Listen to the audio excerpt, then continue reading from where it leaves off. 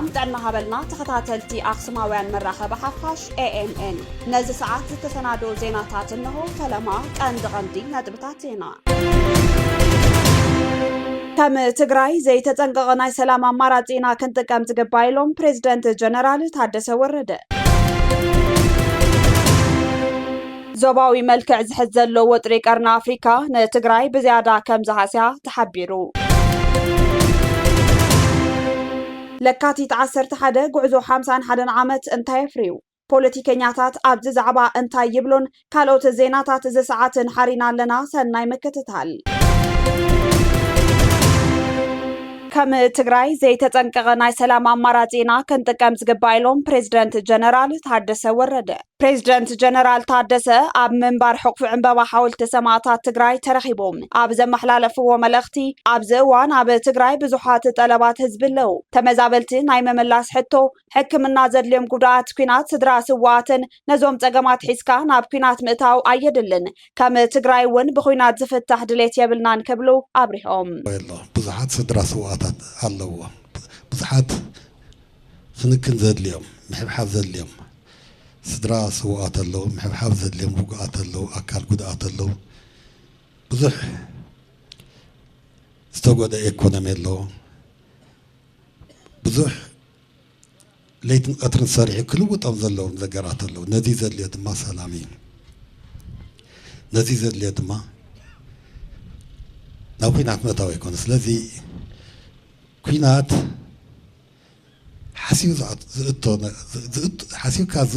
ሓሲብካ ብኩናት ዝፍታሕ ዝብል ሕቶ ዘድልዮ ነገር የብልናን ኣብ ትግራይ ብሰንኪ ኩናት ዘጋጠሙ ትልማት ዓመታት መንነት መሰረት ዝገበረ በደልን መመዝባልን ኣጋጢሙ እዩ ዝበሉ ፕሬዝደንት ታደሰ ብውዕሊ ሰላም ፕሪቶርያ ጠጠው ዝበለ ተኽሲ ኣብዚ እዋን ከም ትግራይ ናብ ኩናት ዘምርሕ ተበግሶ የለን ኩሉ ነገር ብሰላም ክፍታሕ ኢና ንደሊ ህዝብና ኣብ ከቢድ ናይ ናብራን ስጋትን ጭንቀት እዩ ዘሎ ነዚ ሒዝካ ናብ ኩናት ዘሊልካ ምእታው ኣየድልን ብፈኸራ ዝእቶ ኩናት የለን ኣብ ትግራይ ድማ ኢሎም ከም ትግራይ መጠን ኩናት ዝመልስ ነገር የብልናን ከም ኩናት መጠን ሕቶታትና ብሰላም ክፍትሕ ዘለዎን ክፍትሕ ዝግብኡን እዮም እምነት ኣለና በብግዚኡ ብዝፍጠሩ ነገራት ህዝቢ ከመይ ይጭነቕ ከም ዘሎ ናብራ ከመይ ይጭነቕ ከም ዘሎ ስድራ ከመይ ይናጋዕ ከም ዘሎ ይፍለጥ እዩ በጠቕላሊ ከም ህዝቢ ይኹን ከም ትግራይ زي كذا التخوينات يبلنا كم تجارو كخوينات كنفوت حزبل خوينات يفتح يلكان فكير كذا التخوينات كم زي بلنا قلتي እቶም ፕሬዝደንት ቀፂሎም ከም ትግራይ ዘይተጠንቀቐ ናይ ሰላም ኣማራጭ ኣለና ብመደራደርቲ ኣካላት ተማኺሉ መንግስቲ ፌደራልን ዝምልከቶም ኣካላትን ሰላም ተበግሶ ክወስዱ ድማ ኣተሓሳሲቦም ዞባዊ መልክዕ ዝሕዝ ዘሎ ወጥሪ ቀርና ኣፍሪካ ንትግራይ ብዝያዳ ከም ዝሃስያ ተሓቢሩ ኣብዚ ቀረባ እዋናት ኣብ ቀርና ኣፍሪካ ሃገራት ዓለም ዓይነ ንዕሪፈናሉ ዘለዋ ጂኦፖለቲካዊ ወጥሪ እናተጋደደ ይመጽእ ኣሎ ዞባ ቀርና ኣፍሪካ ብሓፈሻ ማያት ቀይሕ ባሕሪ ብፍሉይ መእከቢ ወተሃደራዊ ማዓስከር ዝተፈላለየ ሃገራት ዓለም እናኾነ ምምጽኡ ስዒቡ ስዑድያ ሩስያ ግብፂ ሶማልያን ሱዳንን ናብ ሕብረትን ትመጻ ኢትዮጵያ ብወገና ምጥቃም ማያት ቀይሕ ባሕሪ ኣብ ዞባና ሰላም ዘምጽእ እዩ ክትብል ብቀዳማይ ሚኒስተር ዶክተር አብይ አሕመድ አቢላ መርገጽያ ኣነጺራላ ሃገራት ቀርና ኣፍሪካ ንቐጻሊ ቁጠባዊ ረብሐን ብነዊሕን ትእምታ እቲ ብዘይ ኩናት ዘይነብር ዘይሕጋዊ ጉጅለ ሕወሓት ውዕሊ ፕሪቶርያ ፍሪሱ ምስ ፋኖ ፀሚዱ ንሻዕብያ ዓዲሙ ትግራይ ማእከል ዓውደ ኩናት ንምግባር ኩሉ ምድላዋቱ ወዲኡሎ ነዚ ፍጻመ ፈንፊኑ ዘሎ ህዝቢ ትግራይ ካብ ዘራያት ጨፍጨፍቲ ዝተረፉ ደቁ ብዕጡቓት ሻዕብያ ናብ ጉዱድ ምዕስክርና ከየምርሕ ተሰጊኡሎ ሱዳን ኣብዚ ሕዚ እዋን ብመሬት ብባሕሪ ብሰማይን ምድርን ወተሃደራዊ معسكر قبطي خوينا الله اتي اب سودان تمزابيلو زلو حزب تግራይ ድማ ሕድሕዳው ኩናት ሱዳን ዝወለዶን ካልእ ደመና ኩናት ቀርና ኣፍሪካን መሊኡ ከይጠፍ ዘስገዩ ሶማሊያ መሬታ ባህራን ሰማያታን በቱርክን ግብፅን እናውሐሰቶ ትርከብ መንግስት ሻዕብያ በወገኑ ምስ ሩስያ ስዑድ ዓረብን ግብፅን ሓበራዊ ወተሃደራዊ ስምምዕ ከም ዝኸተመ እናተገለጸ ይርከብ እዚ ኣሰላልፋ ወተሃደራውን ፖለቲካውን ምትእትታው ኣብ ቀርና ኣፍሪካ ናብ ኩናት አንፈቱን እውን ተቢሉ ንትግራይ ናይ ምጥፋእ ጉዕዞ ዝወስዳ ሳዕቤን እንዳሃለወ መራሕቲ ሕወሓት ካብቲ ዓባይ ሃገር ኢትዮጵያ ቀፂሎም መዐንደሪት ዕጡቃት ሻዕብያን ፋኖን ክትከውን ፈቂዶም ህዝቢ ትግራይ ኣብ ዓፀቦ ይርከብ ነበር ሕወሓትን ካድሮታተምን ካብ ከተማ ክሳብ ገጠር ኣብዚ እዋን ኣሰላልፋን ኣስተኻኺልና ኢና ዕፅዋን ክባን የለን ንኢትዮጵያ ክንስዕራ ኢና እናበሉ ህዝቢ የደናግሩ ኣለው ሃገራት ቀርና ኣፍሪካ ፖለቲካዊ ኣሰላልፋ ይኽተላ ኣለዋ እንትበሃል ምስ ዘለዎን ሕጋውነትን ርክባት ወፃኢ ጉዳያትን ዝተኣሳሰር ረኽቢ እዩ ሕወሓት ኣይኮነንዶ ኣብ ደገ ኣብ ውሽጢ ዓዲ እውን ኣብ ተርታ ውድባት ፖለቲካ ኢትዮጵያ የላን ኣይኮነንዶ ኣሰላልፋ ምስ ግብፂ ኤርትራን ካልኦት ሃገራትን ክህልዋ ምስ ክልላት ኣምሓራን ዓፋርን ምስ ዘለዋ ናይ መዋሰኒ ቦታታት ሕቶ ብወግዒ ሕወሓት ኣፍልጦ የብላን ቱርኪ ኣብዚ ሰሙን እዚ ዓባይ ወተሃደራዊ መርከብ ናብ ገማግም ባሕሪ መቃድሾ ሶማልያ ምፅጋዓ ዝፍለጥ ኮይኑ እነሆ ኣብ ቀረባ እዋን ካብ ዘእተወቶም ኣፅዋራት ገሊኦም ድማ ኤም60 ኤም48 ፓትን ዝተባሃላ ናይ ውግእ ታንክታት ናብ ሶማልያ ከም ዘፀግዐት እዩ ዝፍለጥ እዚ ርክባት ሶማልያን ቱርክን ብኣሰላልፋ ንትግራይ ኣይንታያን ግን ድማ ሃገራት ቀርና ኣፍሪካ ኣብ ጎንና ኣለዋ ብዝብል መታለል ሓሳብ እቲ ሻዕብያ ምስ ኢትዮጵያ ኩናት ከይለዓል ዝስጋእ ዘሎ ተኣፋፊ እዋን መንእሰይ ትግራይን ንጨፍጫፍ ስርዓት ሻዕብያ ተሸይጡ ንኤርትራ ከድሕን ክስለፍ ጎስጓሳት ብካድርታት ሕወሓት ተጀሚሩ ኣሎ ኣብ ቀርኒ ኣፍሪካ ብሓፈሻ ኣብ ማያት ቀይሕ ባሕሪ ብፍሉይ ዝግበር ዘሎ ምትእትታው ኣፅዋራዊ ሓይሊ ባሕሪ ሓይሊ ምድርን ሓይሊ ኣየርን ምድላው ኩናት ምዃኑ ንብዙሓት ሃገራት ዓለም ኣሻቒሉ ይርከብ ኢትዮጵያ በሪ ማያት ቀይሕ ባሕሪ እንተረኸበት ትግራይ ዝያዳ ትርባሕ እምበር ብምንታይ መዕቀኒ ስለቲ ጉዳይ እዩ ሕወሓት ማያት ቀይሕ ባሕሪ ኤርትራ ዝበለ ኣብ ልዕሊ መቃብር ህዝቢ ትግራይ እዩ ዝብል ክጉይ መርገፂ ጉጅለ ሕወሓት ንህዝቢ ትግራይ ኣቆጢዑ ኣሎ እዚ ኣብ ቀርና ኣፍሪካ ዝምዕብል ዘሎ ወጥሪ ብዘይካ ነቶም ብድሕሪት ኮይኖም ዝገንሕዎ ዘለው ሓያላን ሃገራት ዓለም ንማንም ክረብሕ ዝኽእል ኣይኮነን ዞባ ቀርና ኣፍሪካ ንምቅርማት ብኢዶዝር ውግእ ኣብ ዝጅመረሉ ዘሎ ኮይና ትግራይ ኣብ ሕማቕ ታሪኻዊ ኣጋጣሚ ወዲቓ ትርከብ ንዞባ ቀርና ኣፍሪካ ንምቁፅፃር እቲ ኣብ ዞባ ቀርና ኣፍሪካ ዝካየድ ኩናት ብልዑል ምድላው እንተዘይተራእዩ ኣብ ሕድሕዳዊ ኩናት ዘንፈተ ኣካይዳ ንህዝቢ ትግራይ ዓብይ ስጋት ከም ዝኸውን ብዙሓት ተንተንቲ ፖለቲካ እናገለጹ ይርከቡ ንኣብነት ኣብ ትግራይ ብምሁራት ዝቐረበ ህልው ኩነታት ዓለም ብመንፅር መጻኢ ዕድል ትግራይ ብዝብል ኣርእስቲ ዳህሳሳዊ ጽሑፍ ኣይተ ሓጎስ ገብረ ክርስቶስ ትግራይ ኣብ ወሳኒ ስሕበት ጂኦፖለቲካዊ ኣቀማምጣ ምህላዋ ተንጸባሪቑ ህልው ኩነታት ዓለም ኣብ ልዑል ዘይምርግጋዕን ዘይተገማትን ከም ዘሎ ዝገለጸ ጽሑፍ ኣይተ ሓጎስ መስርሕ ዲሞክራሲ እናጠፍአ ሕግን ረብሓን ብግልበት ናብ ዝረጋገጸሉ ኩነታት ምብጽሑ የረጋግጽ እዚ ፍጻመ ድማ ብፍላይ ንትግራይ ሰለባ ዝገብር ምዃኑ ብመጽናዕቲ ዝተደገፈ ጽሑፍ ኣረጋጊጹ እዩ ዓይኒ ዕሙተይ መሪሕነት ሕወሓት ህዝቢ ሒዝና ዘይንሰግሮ ጸገም የለን ሎሚ ከም 2013 ዓ.ም ኣይኮናን ዝብሉ መግለጽታት ብምሃብ መንእሰይ ትግራይ ንወታደራዊ ምዕስክርና ምስ ሻዕብያ ብቐረባ ይሰርሑ ኣለዉ እዚ ዝሰግአ መንእሰይ ትግራይ ነተን ሃገራት ቀርና ኣፍሪካ ኬንያ ሶማልያ ሱዳንን ጅቡትን ከም መሰጋገሪ ስደት ገይርዎን ይርከብ ፍልሰት መናእሰይ ትግራይ ድማ ካልእ ዛዕባ እዘን ሃገራት ቀርና ኣፍሪካ እዩ ይብል ጸብጻብ IOM ብሰንክቲ ኣብ ኢትዮጵያ ሱዳንን ኤርትራን ዘሎ ዘይምርግጋዕ ክንደይ መናእሰይ ይፈልሰሎ ዝግመት ሓቂ እዩ እዚ ከምዚ ኢሉ እንከሎ ሰላማዊ ልዝብ ኣብ መንግስቲ ኢትዮጵያን መሪሕነት ሕወሓትን ክህሉ ኣፈላላያን ብምጽባብ ብመሰረት ውዕሊ ሰላም ፕሪቶሪያ እቲ ዝምዕብል ዘሎ ደመና ኩናት ብሰላማዊ ኩነታት ብምፍታሕ ናብ ሰላም ብምምጻእ ካብቲ ዞባዊ ኩናትን ዕግርግርን ንኽወፁ ብልዑል ትኹረት ክስርሐሉ ከም ዝግባእ ኣብ ዝግለጸሉ ዘሎ እዋን ከይኮነ ምስ ዝተርፍ ልዕልትን 3 ዓመት ወሲዱ ዘሎ ኩናት ሕድሕድ ሱዳን ዘረስዕ ሓደጋ ከም ዝህሉ ተሰጊኡሎ ትግራይ ኣብዚ ሕዚ እዋን ኣብ ሕድሕዳዊ ኩናትን መዐንደር ካልኦት ሓይልታትን ኮይና ትርከብ በዚ ምክንያት ድማ ሕገ መንግስቲ ሃገር ተጣሒሱ ንዝብል መርገፂ መንግስቲ ኢትዮጵያ ናብ ሕድሕዳዊ ኩናት ምስግጋሩ ዘረድእ እዩ እዚ ውሕሉል ኣካይዳ ዝጠልብ ዞባ ቀርና ኣፍሪካ ተኣፋፊ ዞባ ምስቲ ምዃኑ ኣብቲ ዞባ ክምዕብል ዝኽእል ምዕባለታት ብኣግባቡ ብምገንዛብን ብምርዳእን ካብ ኢዳታውነት ዘለዎ ኩናት ነፃ ንምዃንን ሳዕቤን ኩናት ብምገንዛብን ንሰላም ብምቕዳም ሰላም ህዝብታት ምሕላው ኣገዳሲ ከም ዝኾነ ውድባት ፖለቲካ መራሕቲ ሃይማኖትን ውድብ ሕቡራት ሃገራትን እናፀውዑ ይርከቡ ጉዕዞ 51 ዓመት እንታይ ኣፍርዩ ካብ ወርሒ ለካቲት 1967 ዓ.ም ንነዘ ህዝቢ ትግራይ እንታይ ከሲቡ ስዒቡ ዝመጽእ ክምለስ ዝግብኦ ሓቅታት ጉዕዞ 51 ዓመት ፈለምት ዝተወደበ ቃልሲ ህዝቢ ትግራይ ጀጋኑ ተጋደልቲ ነቲ ብብርካ አፍሪካ ሽሾ ሰራዊት ዘሰለፈ ስርዓት ደርጊ ብዘይግመት ውሕድ ዝተወደበ ሓይሊ ሰብ ቃልሲ ኣብ ምሕሳብ ተጋሩ ኣብ ዝኣመንሉ መርገፂ ዝኾነ ይኹን ከቢድ ዝበሃል ዓፀቦ ንምስጋር ዘለዎም ተወፋይነትን መንፈስ ሰዓራይነትን ብጉሁድ ዘበሰረ ጅማሮ ምንባሩ ማንም ዝምስክሮ ሓቂ እዩ እሙዳ እዚ መበገሲ ቃልሲ ንፍትሒ ንመሰል ማዕረነት ንዲሞክራሲ ሰላምን ልምዓትን ዝተፈለመ ክንሱ ደርግን ምጥፋእ ስሙ ዝቀየረ ደርገ ሕወሓት ኣቢሉ ምምፅኡ ስምንበር ተግባር ለውጢ የብሉን ዝብል ዝንተ መጎት ዘልዕሉ ሓሳባት ኣብ ምኽባር 51 መበገሲ ዝተወደበ ቃልሲ ህዝቢ ትግራይ ጎሊሆም ዝረኣዩ ሓሳባት እናተበራኸቱ ይመፁ ኣለዉ 51 ዓመት ናይ ሚልዮናት ተጋሩ ሞት ኩናት ጥሜትን ጭቆና ግዕዚና ዓሌታዊ ገዛዛ ስደት መናእሰይ ስርቅን ግዕዚናን መራሕቲ ኣሕሊፍናዮ ተጋሩ ዝበለ ነጣፊ ማሕበራዊ ሚድያ ኣበበ ኣለሙ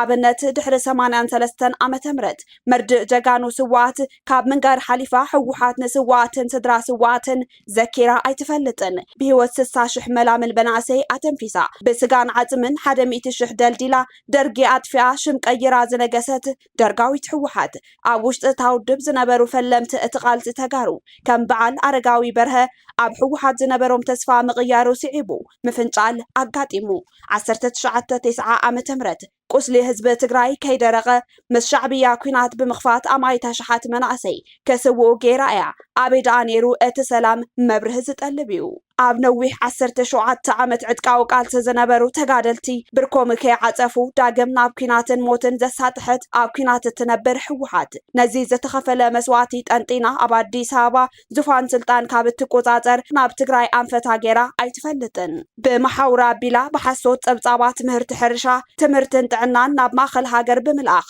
ተጋሩ ሳላ ሕወሓት ሓሊፍሎም እናተባሃለ ብካልኦት ብሄራት ትግራዋይ ክፅላእ ናይ ሃገር ሃፍትን ጥሪትን ዝበልዕን ዝሰትን ኣምሲሎም ብምቕራፅ ከውሃልልዎ ዝፀንሑ ቂምን በቐልን ንመረፃ 1997 ዓመተ ምህረት ትግሬ ወደ መቀሌ ንብረቱ ወደ ቀበሌ እንትበሃል ትግራዋይ ካብ ከተማታት ኢትዮጵያ ክባረርን ከመዛበልን እንተሎ ናይ መረፃ ወንበር ኣብ ኣዲስ ኣበባ ተመንጢላ መንበር ስልጣን ኣብ ምቁፃር እምበር ህዝቢ እግሪ ኣብ ምትካልን ምርግጋዕን ዝሰርሐቶ ነገር ኣይነበራን እንትቅፅል ድማ ነቲ ትምክሐሉ ዝነበረት ስልጣን ብገዛ ፍቃዳ ሕሊፋ ምስሃበት ንባዕላ ናብቲ ፈንፊናቶ ዝኸደት ህዝቢ ትግራይ ክትዕርድ መንእሰይ ንኩናት ህዝቢ ንስደትን ጥሜትን ኣሳጢሓ ኩናት ክንድና ዝኽእሎ የለን ዘለዋና ኣፅዋር ኣብ ዝባኖም ክነፍሲ ሰኒና ብዝብሉ ፈኸራታት ህዝቢ ትግራይ ናይ ዘራያት ፀላእቲ ሕወሓት ቆምቡላታት ኣብ ዝባኑ ውዒሉ እንሆ ድማ ህዝቢ ትግራይ ንልዕሊ 5 ዓመት ኣብ ከቢድ ማሕበራዊ ቁጠባውን መንፈሳውን ሃሰያ ወዲቑሎ እሞዳ ጉዕዞ 51 ዓመት እንታይ የፍርዩ ፖለቲከኛ መምህር ሸዊት ውዳሴ ብምኽንያት 11 ለካቲት መበል 51 ዓመት ካብ ምንታይ ናብ ምንታይ ብዝብል ዛዕባ ኣብ ዘዳለውዎ ትሕዝቶ መደብ ዝስዕብ ይብሉ 51 ዓመት ቃልሲ ብቁጠባ ዓርሳለይ ትኽእል ድኻ